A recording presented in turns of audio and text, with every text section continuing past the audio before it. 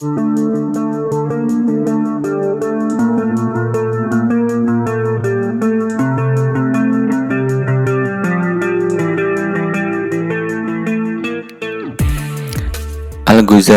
sang laut yang menenggelamkan.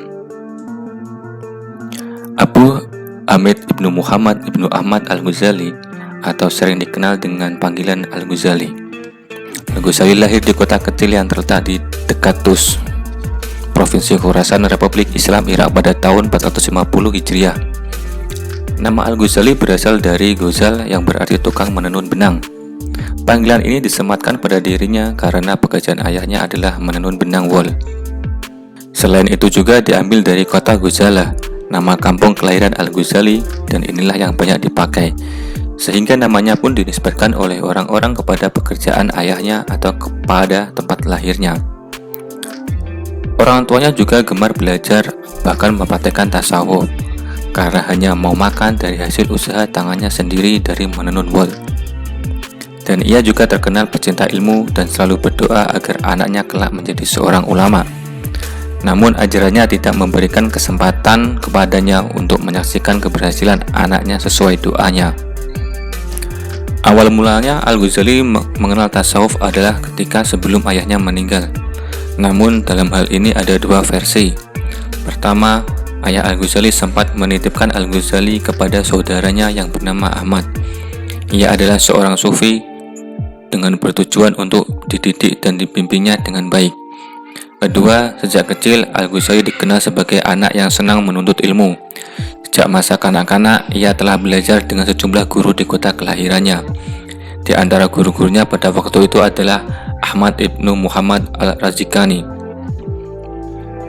Kemudian pada masa mudanya, ia belajar di Nisabur, juga di Khorasan, yang pada saat itu merupakan salah satu pusat ilmu pengetahuan yang penting di dunia Islam. Ia kemudian menjadi murid Imam Al-Harumain Al-Juwaini yang merupakan guru besar di Madrasah Al-Nisfirniyah Nisabur. Al-Ghazali belajar teologi, hukum Islam, filsafat, logika, sufisme, dan ilmu-ilmu alam. Berkat kecerdasan dan kemauannya yang luar biasa, Al-Juwaini kemudian memberinya gelar Bahrum Muhrik, atau laut yang menenggelamkan. Al-Ghazali kemudian meninggalkan Naisabur setelah Imam Al-Juwaini meninggal dunia pada tahun 478 Hijriah. Kemudian ia berkunjung kepada Nizam al-Mard di kota Muaskar. Di sana Al-Ghazali mendapat penghormatan dan penghargaan yang besar, sehingga ia tinggal di kota itu selama 6 tahun. Pada tahun 1090 Masehi, ia diangkat menjadi guru di sebuah Nisfirniyah, Baghdad. Pekerjaan itu dilakukan dengan sangat berhasil.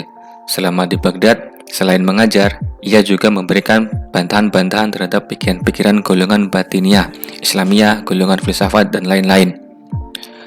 Setelah mengajar di berbagai tempat seperti di Baghdad, Syam, dan Nisabur, akhirnya Al-Ghazali kembali ke kota kelahirannya Tus pada tahun 1105 Masehi. 4 tahun lamanya Al-Ghazali memangku jabatan tersebut, bergelimang ilmu pengetahuan dan kemewahan duniawi. Di masa inilah dia banyak menulis buku-buku ilmiah dan filsafat. Tetapi rupanya keadaan yang demikian tidak selamanya menenteramkan hatinya. Di dalam hatinya mulai timbul keraguan, pertanyaan-pertanyaan baru mulai muncul. Seperti, inikah ilmu pengetahuan yang sebenarnya? Inilah kehidupan yang dikasihi Allah? Inikah cara hidup yang diridhoi Tuhan? Dengan mereguk madu di dunia sampai ke dasar gelasnya. Bermacam-macam pertanyaan timbul dari hati sanubarinya. Keraguan terhadap daya serap indera dan olahan akal benar-benar menyelimuti dirinya. Akhirnya, dia menyingkir dari kursi kebesaran ilmiahnya di Baghdad menuju Mekah, kemudian ke Damaskus, dan tinggal di sana untuk beribadah. Kemudian Al-Ghazali mulai merasa tentram dengan jalannya di Damaskus, yakni jalan sufi. Ia tidak lagi mengandalkan akal semata-mata, tetapi juga kekuatan nur yang dilimpahkan Tuhan kepada para hamba-hambanya yang bersungguh-sungguh menuntut kebenaran. Dari Damaskus, ia kembali ke Baghdad dan kembali ke kampungnya di Tus. Al-Ghazali menghabiskan hari-harinya dengan mengajar dan beribadah sampai ia dipanggil Tuhan ke hadiratnya pada tanggal 14 Jumadil Akhir, tahun 505 Hijriah. atau 1111 Masehi. Dalam usia 55 tahun dengan meninggalkan beberapa anak perempuan, dan ada juga yang mengatakan bahwa beliau meninggal usia 54 tahun.